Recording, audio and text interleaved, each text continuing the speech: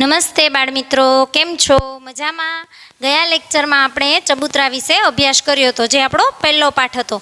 વિષય ગુજરાતીમાં કાવ્ય બીજું પર્વત તારા, જે પ્રાર્થના કાવ્ય છે અને એના કવિ છે સુરેશ દલાલ. તેનો આપણે પ્રાથમિક પરિચય લઈએ.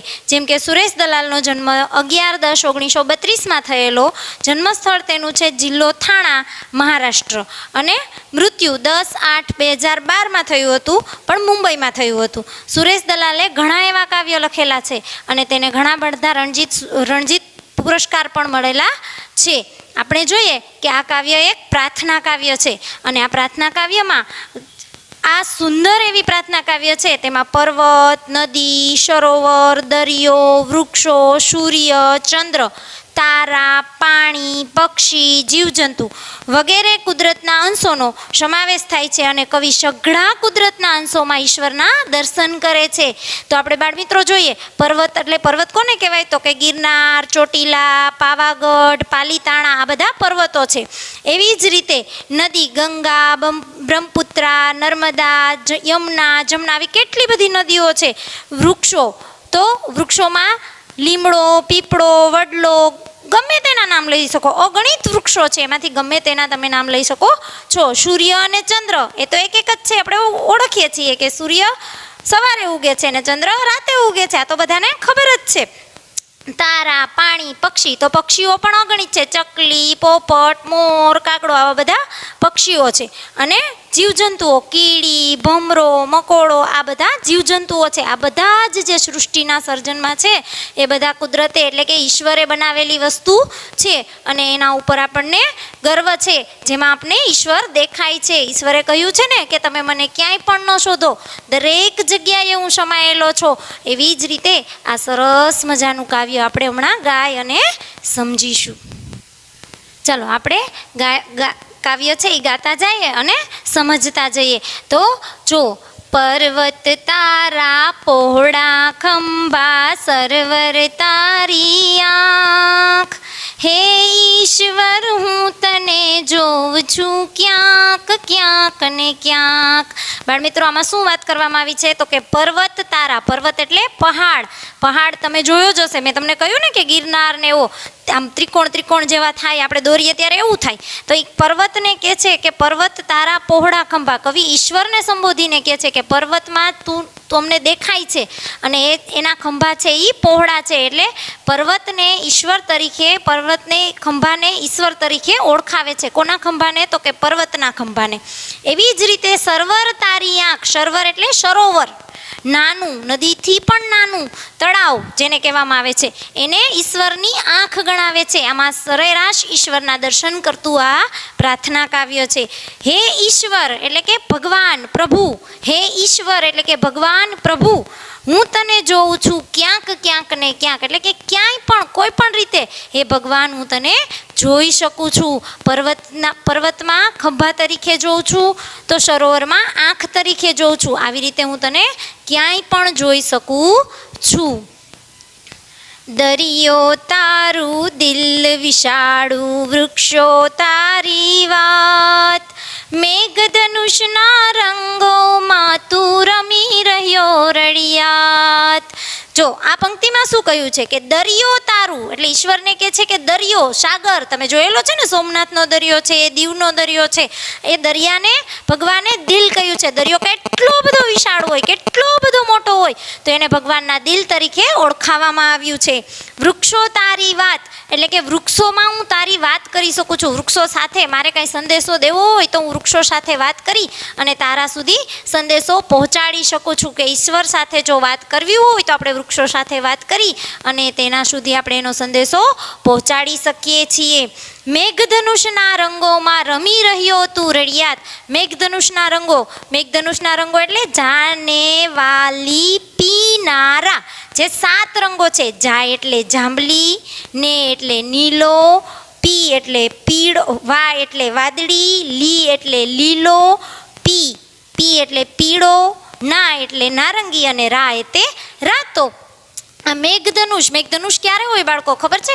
ખૂબ વરસાદ પડ્યો હોય અને પછી વરસાદ બંધ થાય અને પછી જે સાંજની સંધ્યા ખીલે એમાં સાથે 7 રંગો એક સાથે એક કળાએ અર્ધગોળાકારમાં દેખાય છે આકાશમાં. એટલે કે મેઘધનુષના રંગોમાં તું રમી રહ્યો રળિયાત. એટલે મેઘધનુષના જે આ જાનેવાલી પિનારા નામના રંગો છે 7 રંગો, એમાં તું મનોહર રીતે સુંદર રીતે રમી રહ્યો છે. જે ખૂબ જ સુંદર લાગે છે એમાં તું રમી રહ્યો છે.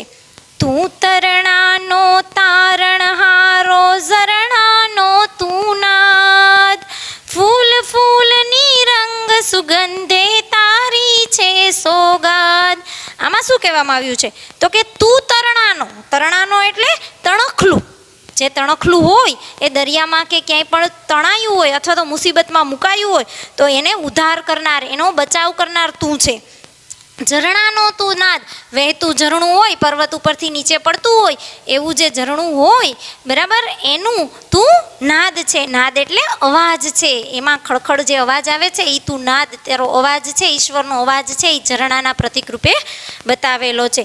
ફૂલ ફૂલની રંગ સુગંધે તારી છે શોકા. દરેક ફૂલમાં, તમે બધા ફૂલ ઓળખો છો, જેમ કે બારમાસી, કરણ, ફૂલછડી, ગલગોટો, કેટલા બધા આવા ફૂલ હોય છે. મોગરો, ચંપો, જાસૂદ,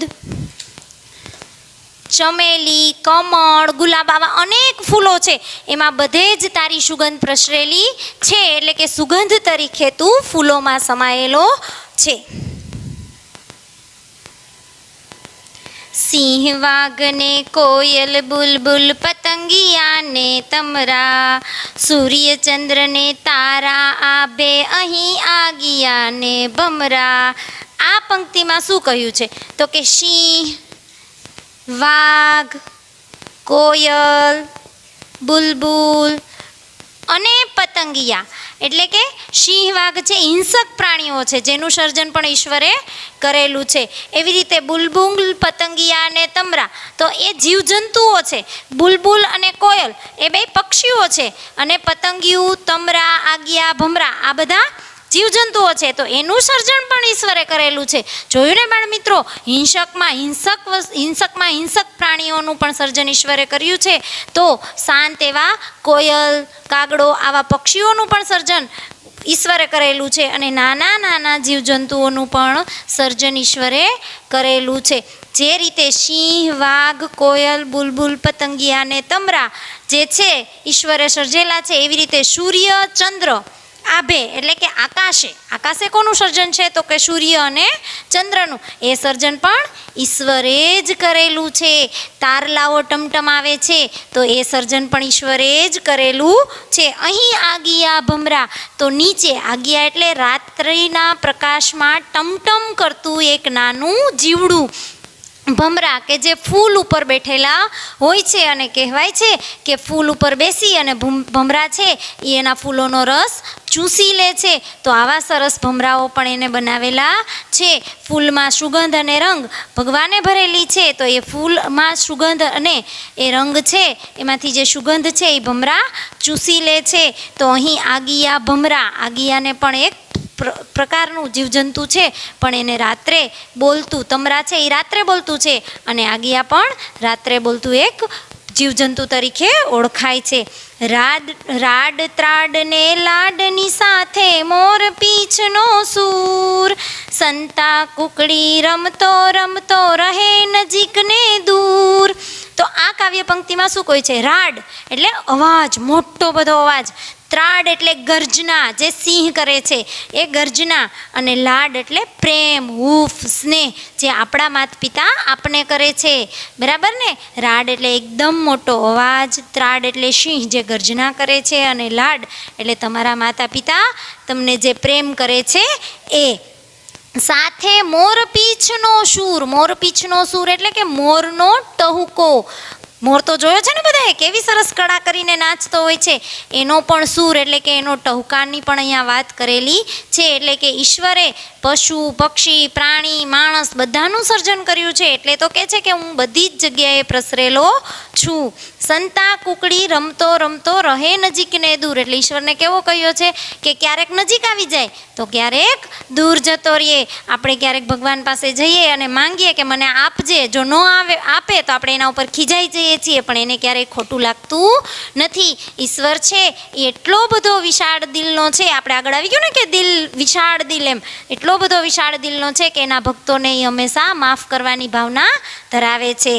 અજવાળાના કાંઠા વચ્ચે અંધારાની નદી વહે, એમાં મારી હોળીને આ કોણ હંકારે તું જ કહે. અજવાળાના કાંઠા વચ્ચે એટલે કે આસપાસના સુખથી અજવાળાને સુખરૂપી લેવામાં આવ્યું છે કે આસપાસના સુખથી એના કિનારાથી મારી આ હોડી છે એ વહે છે. અંધારાની નદી, અંધારા એટલે દુઃખ, અંધારાનું પ્રતીક અહીંયા દુઃખ રૂપે છે કે દુઃખથી મારી આ હોડી, સુખ અને દુઃખ રૂપી મારી આ હોડી છે એ કોણ હંકારે છે એ મને ખુદને ખબર નથી. એટલે માણસ છે, કવિ છે, ઈશ્વરને પૂછે છે કે તું જ કહે, જો તે આ બધું જ સર્જન કરેલું છે તો તું જ મને કહે કે મારી આ અંધારા અને અજવાળા એટલે કે સુખ અને દુઃખ રૂપી હોડીને કોણ હંકારે છે. આવો પ્રશ્ન છે ઈશ્વરને પૂછવામાં આવે છે. બાળમિત્રો, ટૂંકમાં આખું કાવ્ય હું તમને એકવાર ફરીથી સમજાવી દઉં છું, સાંભળો. પર્વત તારા એટલે પર્વતને ખભા કહ્યા છે, સરોવરને આંખ કહી છે, દરિયાને વિશાળ દિલ કહ્યું છે, અને ઈશ્વરને ક્યાંક ક્યાંક જોવાની ઈચ્છા આપણે ધરાવીએ છીએ કે દરેક જગ્યાએ ઈશ્વર છે એવું આપણે માનીએ છીએ. પછી દરિયો તારું દિલ વિશાળું એટલે દરિયાને વિશાળ દિલ તરીકે કહ્યું છે. વૃક્ષો સાથે વાતો કરવાની કહી છે. મેઘધનુષના રંગોમાં રમી રહ્યો રળિયાત એટલે કે મેઘધનુષ જાનેવાલી પીનારા, એમાં પણ મનોહર રીતે ભગવાન છે એ રમી રહ્યા છે. તું તરણાનો તારણહારો એટલે કે જે તણખલું છે, કોઈ પણ ડૂબતું માણસ છે એનો ઉદ્ધાર કરવાવાળો, એને બચાવવાવાળો પણ તું છે. અને ફૂલ ઝરણાનો તું નાદ એટલે કે ઝરણાનો અવાજ પણ તું છે. અને ફૂલ ફૂલે રંગ સુગંધ એટલે કે દરેક ફૂલમાં તારી સુગંધ પ્રસરેલી છે. અને જે તે અમને ભેટ તરીકે આપેલી છે, સોગાદ એટલે ભેટ તરીકે આપેલી છે. પશુ પક્ષી પ્રાણી, સિંહ વાઘ ને કોયલ, સિંહ વાઘ હિંસક પ્રાણીઓ છે, કોયલ બુલબુલ પતંગિયું આ પક્ષીઓ છે, તમરા આગિયા ભમરા આ બધા જીવજંતુઓ છે, સૂર્ય ચંદ્ર અને તારા જે તારી રચના છે જે આકાશમાં છે, અને રાડ ત્રાડ અને લાડ એટલે કે ગર્જના અવાજ અને પ્રેમ આ બધું જ મોરપીંછના સૂર એટલે કે મોરના ટહુકા, સંતા કુકડી રમતો રમતો રહે નજીક અને દૂર એટલે કે સંતા કુકડી રમતા રમતા તું દૂર અને નજીક રહે છે. અજવાળાના કાંઠા વચ્ચે અંધારાની નદી વહે એટલે કે સુખરૂપી અને દુઃખરૂપી, સુખરૂપી કિનારો અને દુઃખરૂપી નદીમાં તું મારી આ હોડી એટલે કે મારી આ જિંદગીની જે નાવ છે એ કોણ હંકારે છે એ મને ખબર નથી. બાળમિત્રો, અહીંયા આપણું આ કાવ્ય પૂર્ણ થાય છે, પણ આપણે એને એકવાર સરસ રીતે ગાઈને સાંભળીએ, બરાબર ને? પર્વત તારા પહોળા ખંભા, સર્વર તારી આંખ, હે ઈશ્વર હું તને જોઉં છું ક્યાંક ક્યાંક ને ક્યાંક. દરિયો તારું દિલ વિશાળું, વૃક્ષો તારી વાત, મેઘધનુષના રંગોમાં તું રમી રહ્યો રળિયાત. તું તરણાનો તારણહારો, ઝરણાનો તું નાદ, ફૂલ ફૂલની રંગ સુગંધે તારી છે સોગાદ. સિંહ વાઘ ને કોયલ બુલબુલ પતંગિયાને તમરા, સૂર્ય ચંદ્ર ને તારા આભે અહીં આગિયા ભમરા.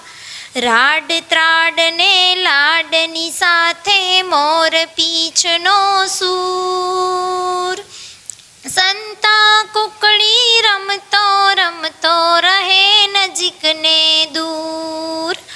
અજવાળાના કાંઠા વચ્ચે અંધારાની નદી વહે, એમાં મારી હોળી જ કહે, એમાં મારી હોળીને આ કોણ હંકારે તું જ કહે.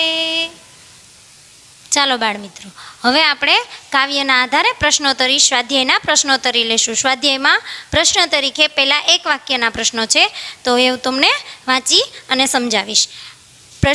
સૂચના શું છે? તો કે એક વાક્યમાં ઉત્તર લખો, એટલે કે આપણે એક જ વાક્યમાં એનો ઉત્તર આપવાનો છે. પહેલો પ્રશ્ન, કવિ પ્રકૃતિમાં કોના દર્શન કરે છે? સમજાયો ને બરાબર? ચાલો એનો જવાબ, કવિ પ્રકૃતિમાં ઈશ્વરના દર્શન કરે છે.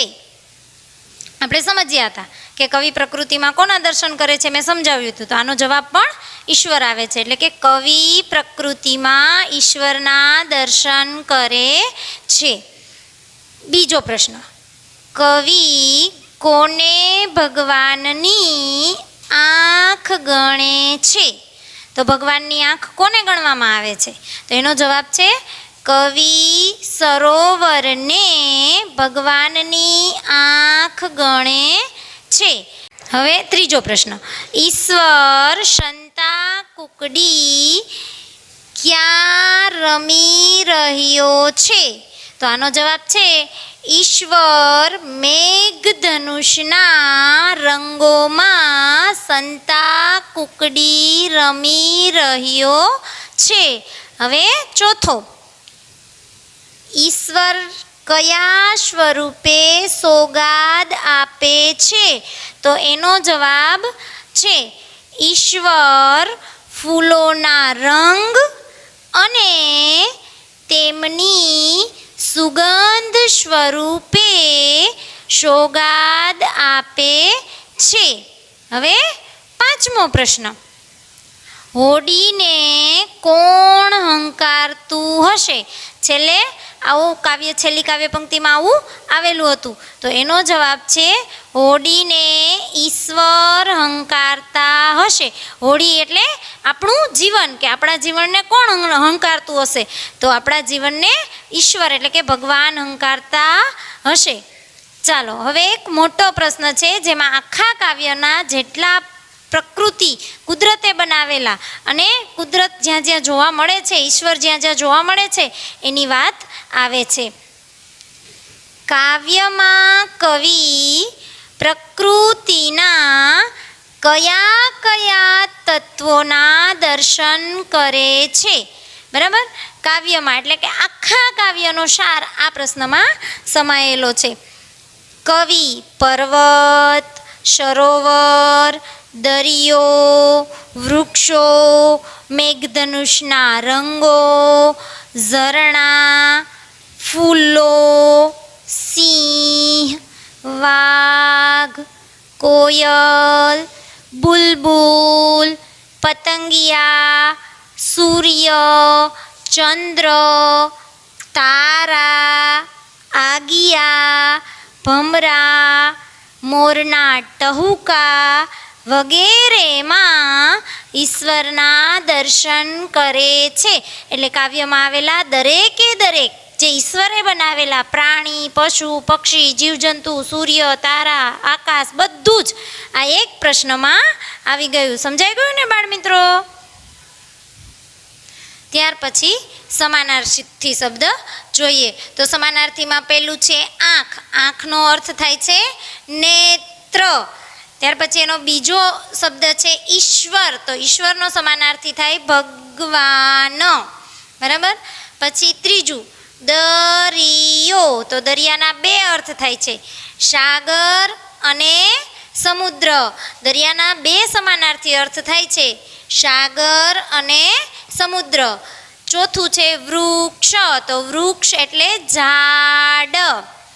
પાંચમું નાદ, અવાજ.